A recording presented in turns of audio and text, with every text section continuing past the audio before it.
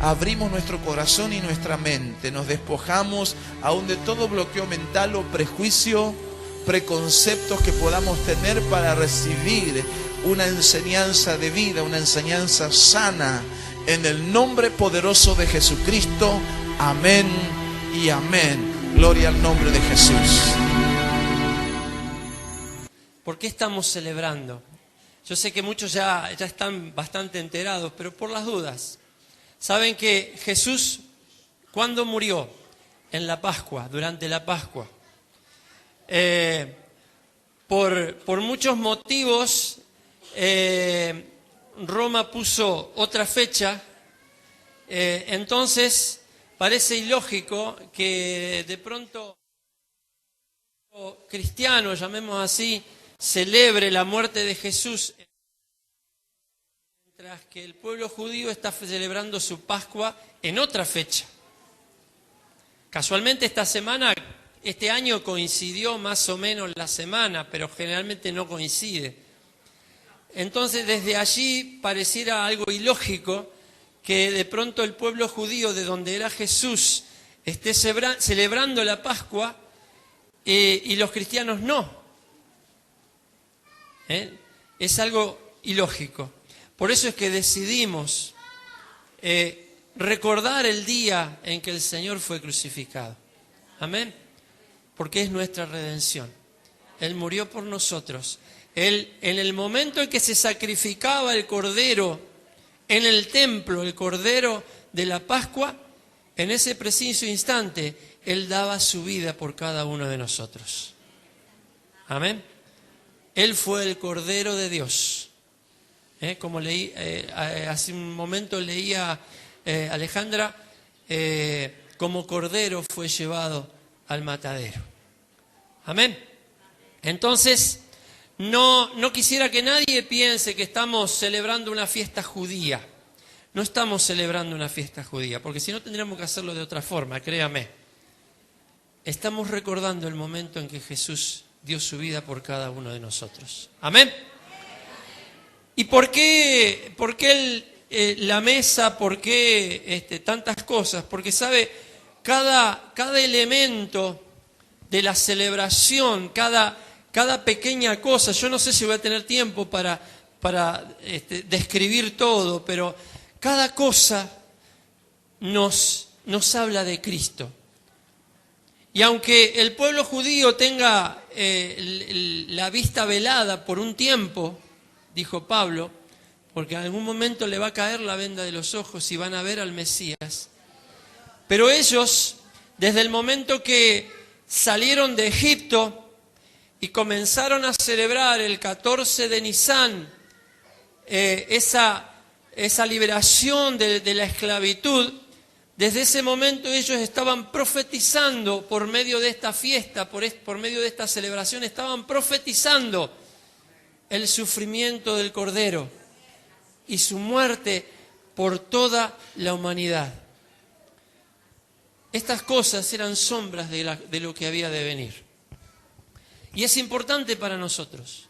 Es importante porque vemos cómo Dios hace todo bien, todo cronometrado, todo en su justo tiempo. Dice en Levíticos capítulo 23, no lo busques, solamente para introducirnos.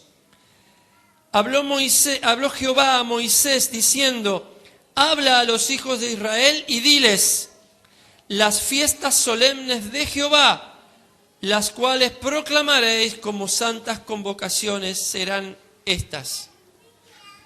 ¿De quién dicen la palabra que son las fiestas? Dice, estas son las fiestas de los judíos, estas son las fiestas del pueblo de Israel. Dice, las fiestas de Jehová. Las fiestas son de Él, no son de un pueblo en especial. Aleluya. Porque Él estaba interesado en que un pueblo profetice acerca de lo que Él iba a hacer. Él sí eligió un pueblo para que profetice lo que iba a pasar. Pero Él puso los moed, las temporadas, las fiestas, para recordarle a toda la humanidad el plan de salvación, el plan de redención para el hombre. Amén. Durante la celebración de Pesaj, por supuesto que hay tradiciones que han ido cambiando, hay cosas que se fueron agregando.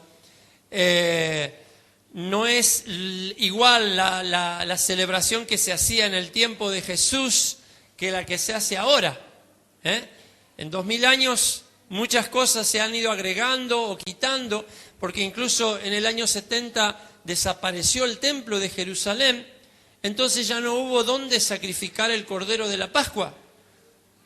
El pueblo judío no tiene dónde sacrificar, porque no hay templo. El otro día leía, que a manera de enseñanza, a manera de algo pedagógico, en estos días, en la zona de ahí del Kotel, del muro occidental, están haciendo un sacrificio de un cordero.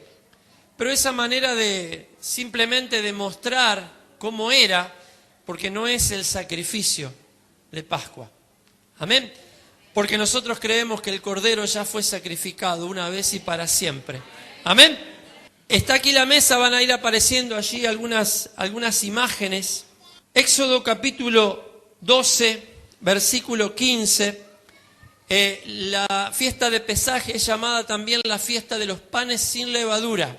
Amén. Los hebreos tuvieron que huir de Egipto apresuradamente, llevaron una masa que no había leudado y no tuvo tiempo de leudar y la cocinaron hacia las brasas, y eso quedó como tradición y como un mandato de Dios también de hacer panes sin levadura.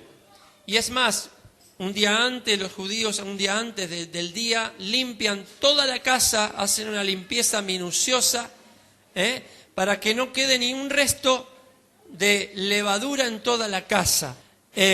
Saben que la levadura es sinónimo del pecado. Y dijo Jesús, un poco de levadura leuda toda la masa. La levadura es símbolo, es sinónimo del pecado que hay. Puede haber en nosotros, y es necesario limpiarnos meticulosamente. Alguno quizá escuchó hablar de la palabra teshuvá estos días, me parece. El arrepentimiento nos ayuda, por supuesto, a limpiarnos de esa levadura, de lo cual no tiene que quedar nada para que podamos adorar al Señor, para que podamos presentarnos delante de Él. La celebración comienza con el encendido de las velas. Quien enciende las velas siempre es una mujer, la esposa. Así que yo voy a pedir a una hija de Abraham aquí que venga a encender las velas. A ver, amén. Aleluya. Mientras se encienden las velas, se dice una bendición, pero dice: bendito eres tú, eterno nuestro Dios, Rey del universo, que nos santificaste con tu palabra. Y el pueblo mesiánico agrega: por la fe en Yeshua, el Mesías, la luz del mundo, en nombre de quien encendemos las luces del Pesaj. Jesús es la luz. Amén. En el libro de Éxodo, en el capítulo 12,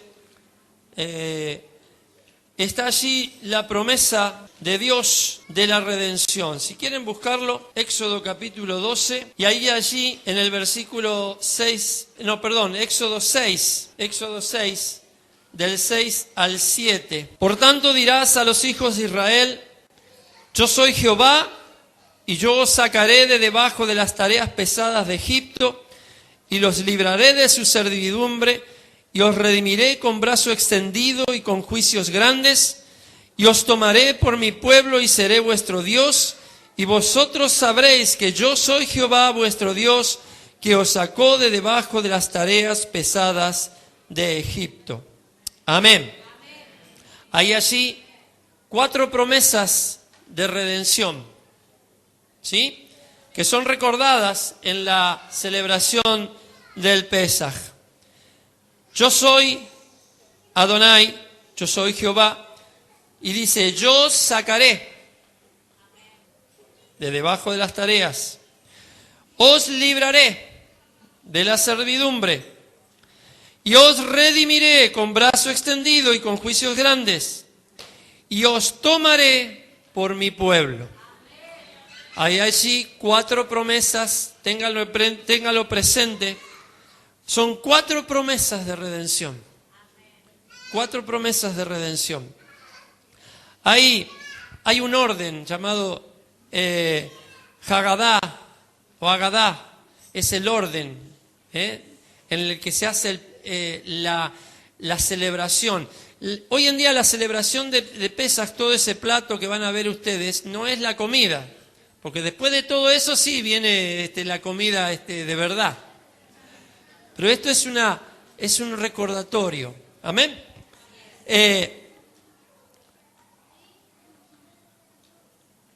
Y el principal propósito de esto es, como decíamos hace un momento, mostrar la obra redentora del Eterno. Demostrar la obra redentora del Eterno. La palabra Pesaj significa pasar por alto o saltar. Y hace referencia a la sangre del cordero que fue untada en los dinteles de las puertas y allí en Egipto para que el ángel de la muerte pasara de largo y no hiriera a los primogénitos. Amén. De ahí la palabra Pesaj.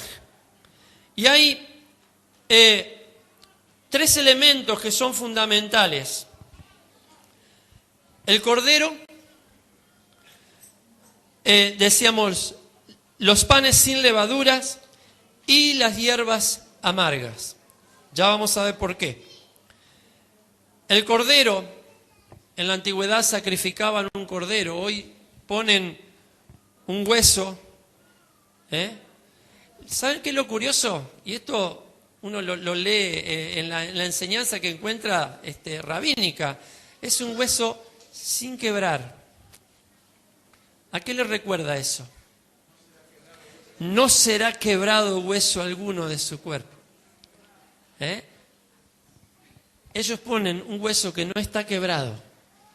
A veces es un hueso de cordero, a veces de pollo, de otra cosa, pero no tiene que estar quebrado. ¿Ven cómo la cosa va profetizando? Hay hierbas amargas. Yo por ahí voy a ir salteando algunas cosas, pero las hierbas amargas recuerdan la amargura que pasaron en Egipto. Podemos hablar de cuánta amargura pasamos nosotros sin Cristo en Egipto. Amén. Porque cuando uno es esclavo, no es dueño de sus actos, no es dueño de lo que está haciendo, de lo que está trabajando. Y realmente una vida sin Cristo no es una vida. Amén. Entonces las hierbas amargas recuerdan ese pasado. Y en el peor momento, porque recuerdan ustedes, Moisés pidió a Faraón que deje ir al pueblo para adorar. ¿Y Faraón qué hizo?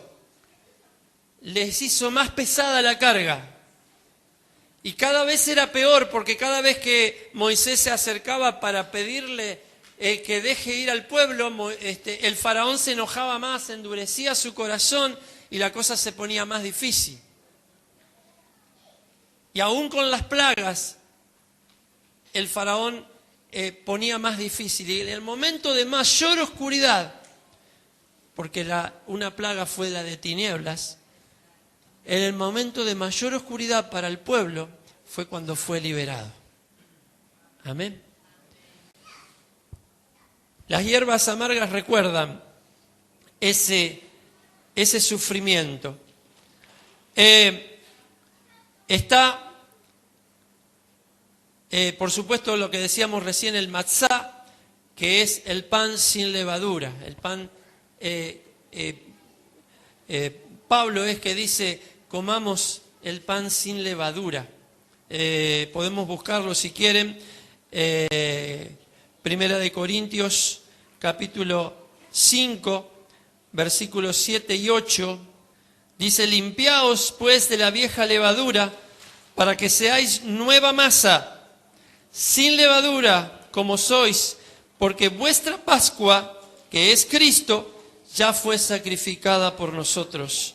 Así que celebremos la fiesta, no con la vieja levadura, ni con la levadura de malicia y de maldad, sino con panes sin levaduras, de sinceridad y de verdad. Pablo está hablando de una verdadera Pascua. Pablo celebraba esa fiesta, pero ya Pablo tenía otra visión de qué era lo que estaba celebrando.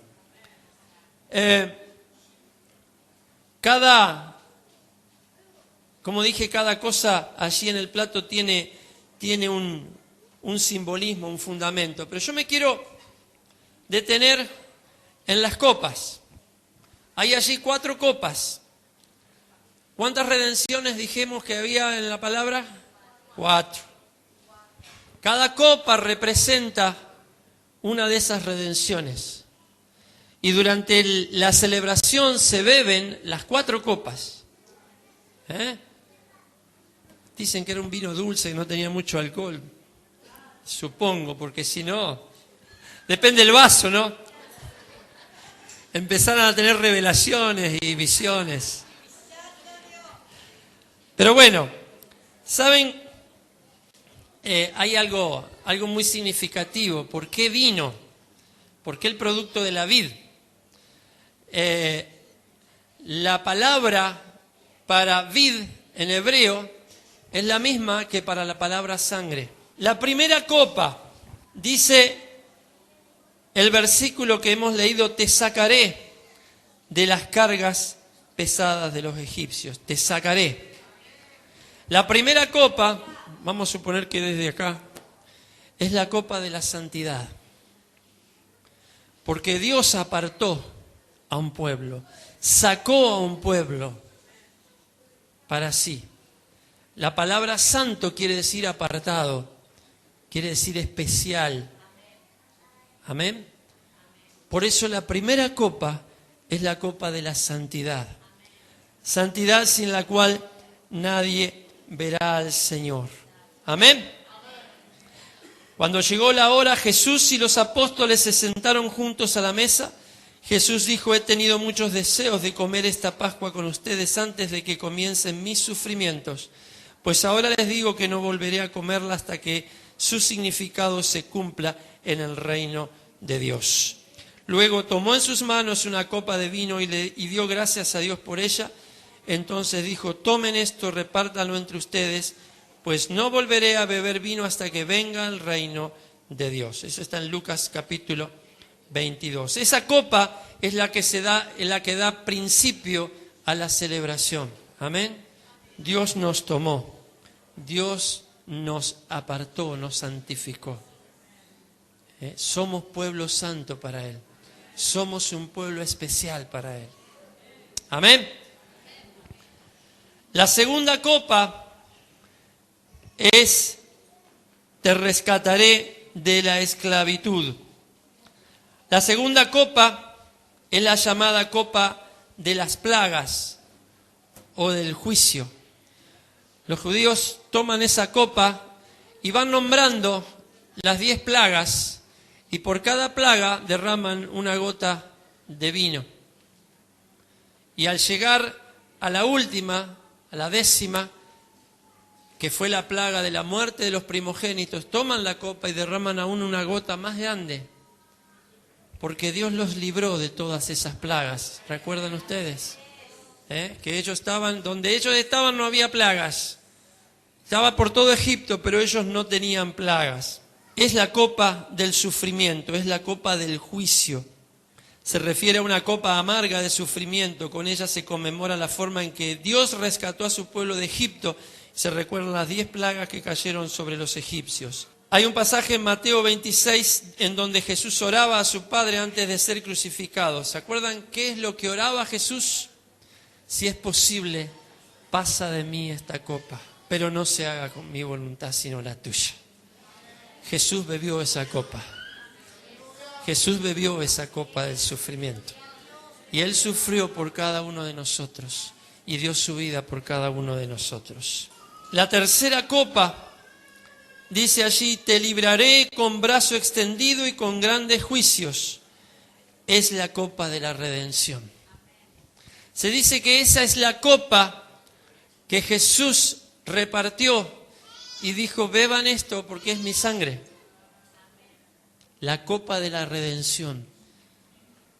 Jesús repartió esa copa. Y es lo que recordamos cada primer domingo de mes, cuando bebemos el vino.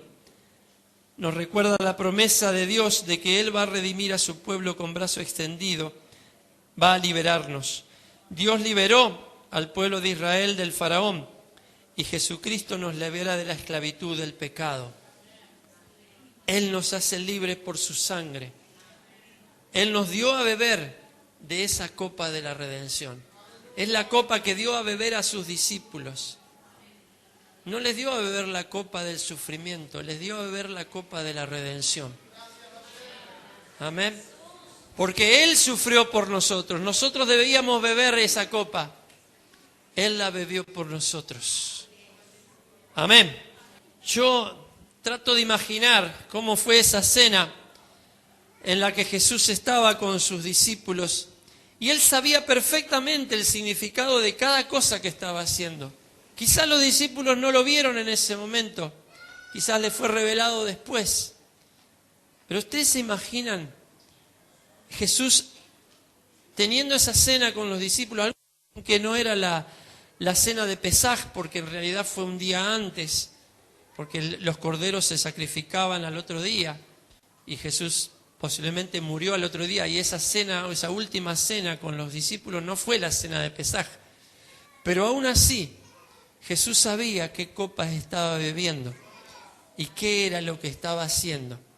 Él estaba profetizando sobre su propia vida y estaba mostrando lo que momentos después iba a suceder. Amén. La tercera copa es, te libraré, la copa de la redención.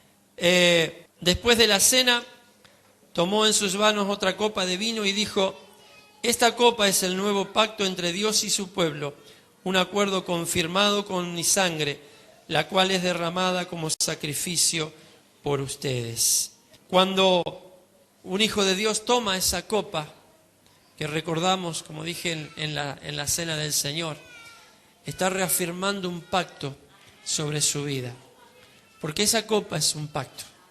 Esa copa es el pacto que Dios hace con nosotros a través de la sangre de Jesucristo. Esa copa es la que sella ese pacto. Un pacto sellado con sangre, por la cual Él nos hace libres, nos redime por su gracia y su amor. Dice en Jeremías capítulo 31, se acerca el día, dice el Señor, en que haré un nuevo pacto con el pueblo de Israel y de Judá. Este pacto no será como el que hice con sus antepasados cuando los tomé de la mano y los saqué de la tierra de Egipto. Ellos rompieron ese pacto a pesar de que los amé como un hombre ama a su esposa, dice el Señor. Pero este es el nuevo pacto que haré con el pueblo de Israel después de estos días, dice el Señor. Pondré mis instrucciones en lo más profundo de ellos y la escribiré en su corazón. Yo seré su Dios y ellos serán mi pueblo. La diferencia que hace este pacto es que Dios pone su Torá, sus mandamientos en nuestro interior, en nuestro corazón. De manera que ya no son simples mandamientos externos, cosas que debemos hacer y cosas que no debemos hacer, sino que es el mandamiento de Dios puesto en nuestro corazón. Se me ocurre pensar que era tal como lo tenía Abraham. ¿Sabe que Abraham no tenía una ley escrita? Él nació mucho antes. Pero se dice la palabra que Abraham obedeció cada uno de los mandamientos y dice, y la Torá de parte de Dios. Él obedeció. Él no tenía nada escrito, pero Él lo tenía escrito en su interior. La ley de Dios escrita en nuestro interior, en nuestra naturaleza, en nuestro ADN. Por eso clamamos al Señor para que esa sangre nos limpie, nos purifique, cambie nuestra naturaleza. De eso se trata, escribir la ley de Dios en nuestro corazón. en que nuestra naturaleza cambie, en que se imprima en nosotros el ADN del cielo, el ADN del Padre, que su naturaleza se haga carne en nosotros, de manera que obedecerle no va a ser un esfuerzo, obedecerle va a ser algo natural. A muchos de nosotros nos cuesta obedecer a Dios. ¿A quién no? Cuando el Señor vaya cambiando esa naturaleza, nos va a ir costando menos. Seguramente muchos pueden dar testimonio ya de esto, de cosas que antes les parecían imposible que pudiera hacer u obedecer en esto al Señor, y sin embargo ahora lo hacen como algo natural. ¿Amén? ¿Cuántos me dicen amén? Así. Es el Señor cambiándonos, pero desde adentro. No como algo impuesto, no como algo que debo obedecer porque simplemente está escrito en un papel. Simplemente está en mi naturaleza hacerlo. El simple hecho de perdonar. El perdonar es un mandato, es un mandamiento. ¿Cuántos antes no podían perdonar y ahora, después de mucho tiempo, el Señor obró y pudieron perdonar? Eso es la naturaleza de Dios. Amén. Lo digo como ejemplo, pero el Señor quiere poner su ley en nuestro corazón.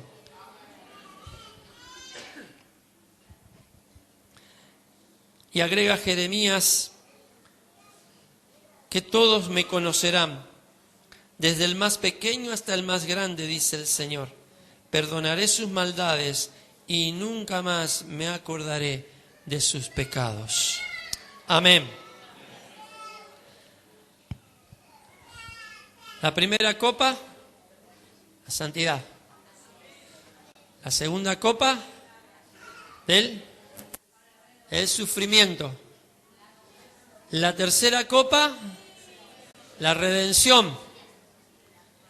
La cuarta copa era la que se bebía al final, cuando ya finalizaba esa ceremonia, esa celebración, que dicho sea de paso era una celebración y es hoy en día una celebración familiar. Nosotros la estamos representando acá, pero realmente es en cada hogar, en cada familia.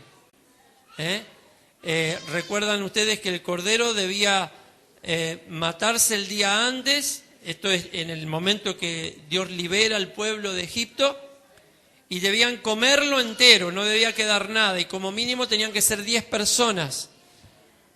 Una familia grande, ¿sí? Una familia. No miro a nadie por las dudas que...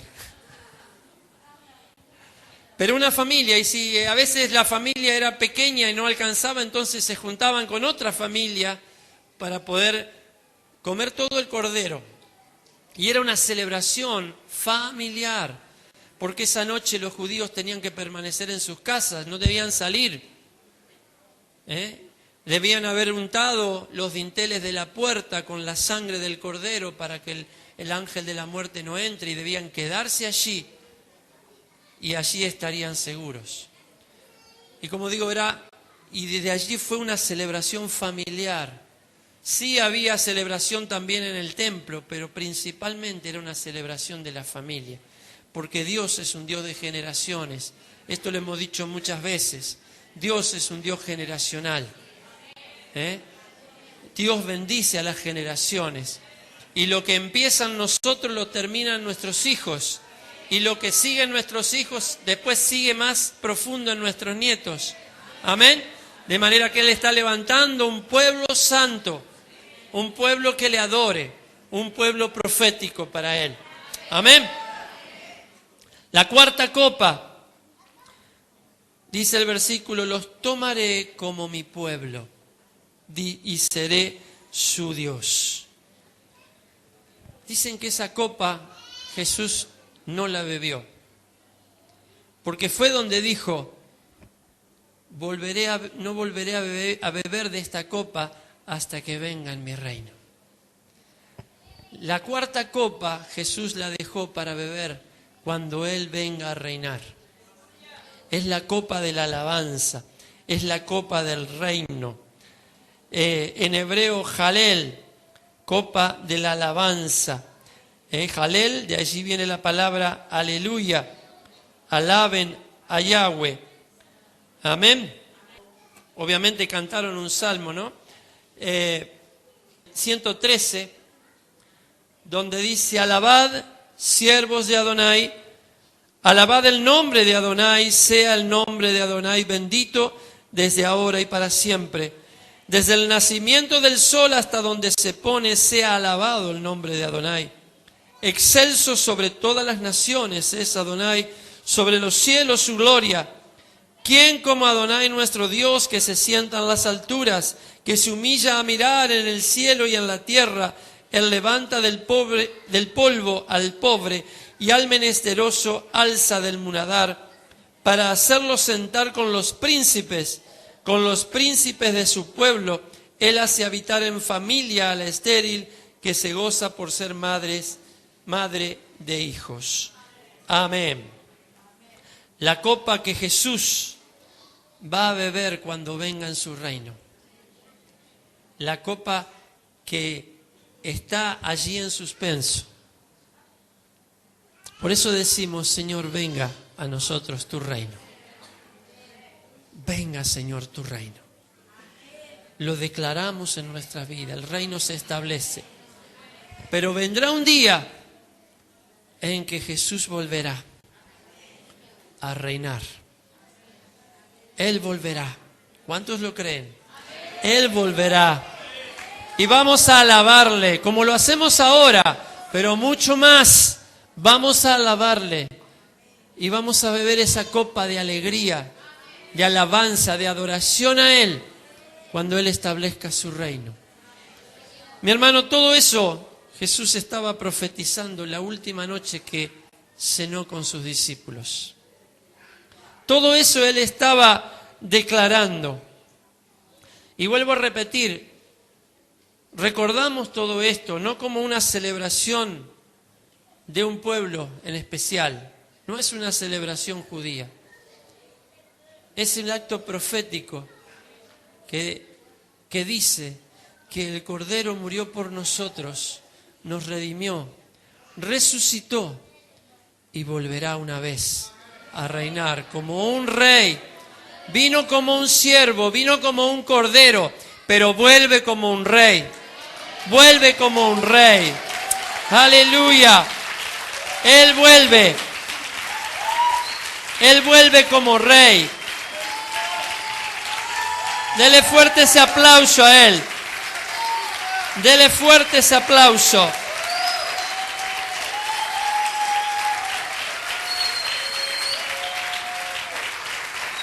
Bendito eres tú, eterno Dios nuestro, Rey del universo, Creador del fruto de la vida, en el nombre de Yeshua. Él volverá. Celebramos este día. No estamos tristes en este día porque Jesús murió. Estamos gozosos por la obra de redención. Por supuesto que su muerte nos tiene que hacer reflexionar. Por supuesto que su muerte tiene que hacernos reflexionar. ¿Por quién fue? Fue por mí. Fue por cada uno de nosotros. Fue porque Él quiere tener un pueblo santo. Jesús derramó su sangre. Después que Jesús murió, no hubo más sacrificios en el templo. O sí los hubo. Pero ¿saben qué?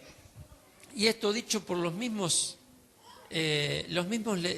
rabinos. Dice una porción de un escrito rabínico que 40 años antes de la destrucción del templo, el templo, ¿se acuerdan? Fue destruido en el año 70, pero dice que 40 años antes,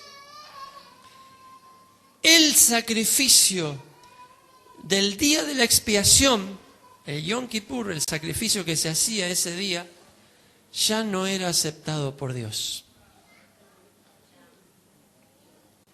Esto es dicho por los rabinos. Y no me conformé con leerlo, lo busqué. Busqué el escrito. Y dice así: Dios ya no aceptó 40 años. ¿Qué pasó 40 años antes de la destrucción del templo? Murió Jesús. El velo del templo se rasgó. El cordero ya había sido sacrificado.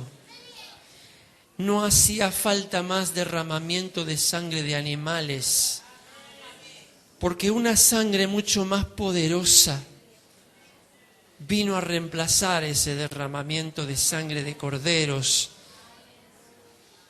y de bueyes. Una sangre poderosa se derramó en ese momento y Dios con eso compró a toda la humanidad. La sangre de los corderos, de los machos cabríos, de los bueyes solamente podía cubrir los pecados, hacer que Dios no los viera. La sangre del cordero nos limpió, nos redimió, nos purificó y nos compró para Él. Hecho una vez y para siempre. Una vez y para siempre. Yo no sé si el pueblo judío alguna vez va a sacrificar algún cordero o si el templo va a volver a ser hecho. Estoy dudándolo mucho, porque el nuevo templo, el tercer templo, baja del cielo con la Jerusalén celestial. Porque la Pascua ya fue crucificada, porque el cordero de la Pascua ya fue crucificado. Lo único que tenemos que hacer es aceptar ese sacrificio. Lo único que tenemos que hacer es decir: yo creo, Señor, tu sangre me limpia, tu sangre me compró, tu sangre me redimió. Aleluya. Aleluya. Necesitamos un poco de música. Pablo, ¿puedes agarrar la guitarra? Damos gloria a Dios por este tiempo. Damos la gloria a Dios porque todo sucedió en su preciso momento. Todo sucedió en el momento indicado, ni antes ni después. Dios tenía un plan y lo llevó a cabo. Toda profecía que había del Cordero, del Mesías, en la Torá, en los escritos, se cumplió al pie de la letra, como un mecanismo de relojería. Falta solamente que Él venga. Falta que se cumpla lo de la cuarta copa. Falta que solamente el Mesías venga a reinar. Mientras tanto, mientras esperamos ese día, le decimos: Jesús, ven a reinar a mi corazón. Mi Pascua eres tú, mi Pesaj eres tú. El Cordero sacrificado eres tú. El motivo de mi celebración en esta noche eres tú, Jesús. Eres tú, Señor. El motivo de mi gozo eres tú. Ponte de pie. Gracias, Padre. Gracias por el Cordero. Gracias, Padre. Gracias aún si tuvimos que sufrir para poder conocerte.